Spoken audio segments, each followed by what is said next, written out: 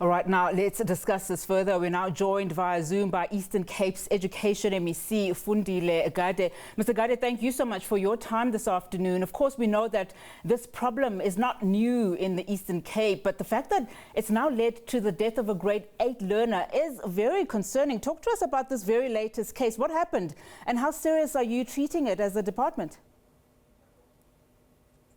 Yes, it's one of those things that you can regard them as unfortunate, precisely because of the strategies that have been put by the department in ensuring that the safety of the learners and the safety of the educators is prioritized.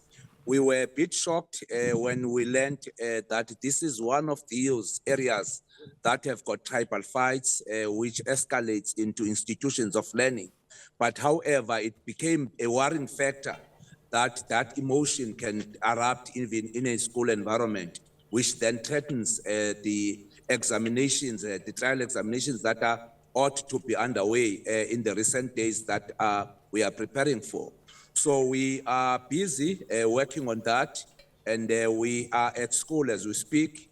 We are trying to knock sense with the affected teachers, and also we have to visit the family concerned so that we take responsibility over the matter, no matter what could be the causes that might have made those village boys to actually take that step. But government must find a solution to ensure that we stabilize as quick as possible the villages and stabilize the environment within the institutions of learning in the province.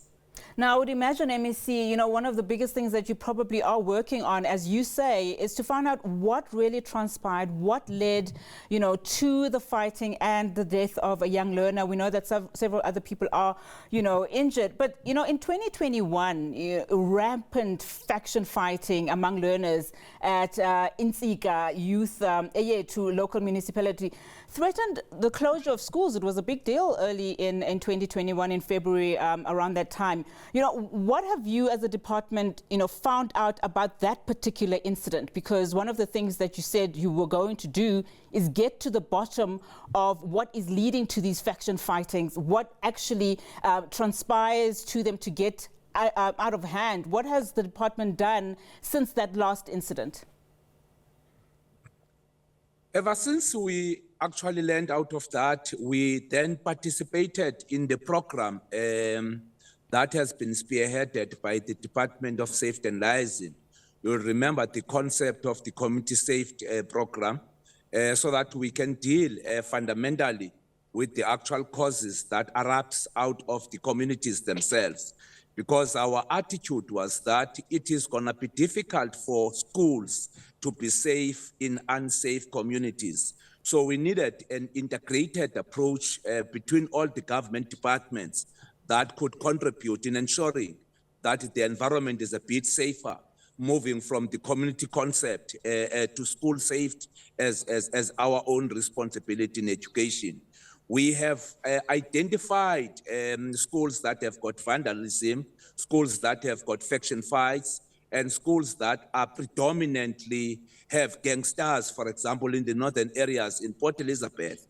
And we then took a decision to say, look, if we can bring in security programs like fencing as a first attempt to ensure that no one just get into a school without being recognized and noticed. But we are unfortunate on this one, whilst we do have such kind of mechanisms, but the incident happened. It means, therefore, we need to go beyond the mandate of the sector and look at all the stakeholders as we have already convened them for Monday to ensure that we deal decisively as government now, not as an education as a sector, because it seems as if it is more complex than one thought of in the context of education, this particular issue. Now, in terms of the sector itself, have you involved law enforcement authorities? Because, going back to 2021, one of the things that some of the governing bodies were saying at the various schools is that, you know, these are rival schools. It's supposed to be, you know, a fun rivalry, but what happens is you build up a fence as a mechanism to try and stop these fights and other learners coming into the various schools. But these fences are torn down. They're not a defense mechanism at all. So have you involved law enforcement authorities? I mean, have you tried in the schools that you have identified as being problematic to try and put and beef up security? Yes, we did. We did. In terms of the program that we are following, each school is allocated to a ward-based police station so that we can integrate the programs that we have from a plan that the safety and security program of government is aligned to. So that's how we responded quite very well in some of the institutions across the province because of the visibility of the police force and because of the visibility also of the patrolling agencies that have been employed ever since 2021. So we were a bit shocked now that at least, we thought at least to have tried our level best to ensure that there is sanity in terms of what should be done, and also there is a bit of stability across the communities that we have in the province.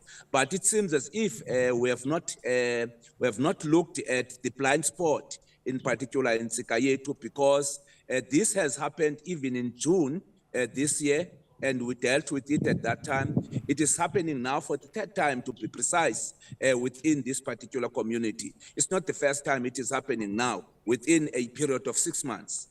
And just as we wrap up this conversation, you know, our reporter who's been to the affected school in this particular incident says that the community, especially the school learners, are traumatized. Just talk to us about, in the interim, what is the department doing in as far as that particular school to ensure that, of course, learning does continue, but that those that are traumatized are seeking the necessary help?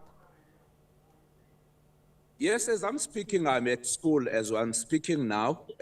We have taken a decision to temporarily close the school so that they can come back after Monday, after we have set systems in place.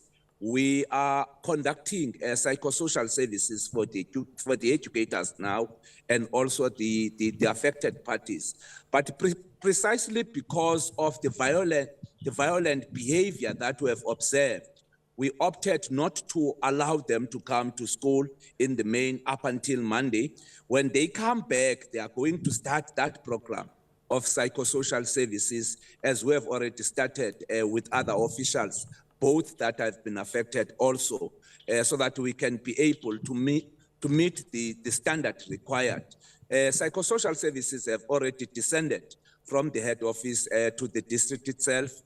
And also we are going to meet the principal and as well the teachers as from the minute I depart from here. All right, MEC, thank you so much. That's all the time we have for this afternoon. MEC for Education in the Eastern Cape, Fundile Gade. Appreciate your time, sir.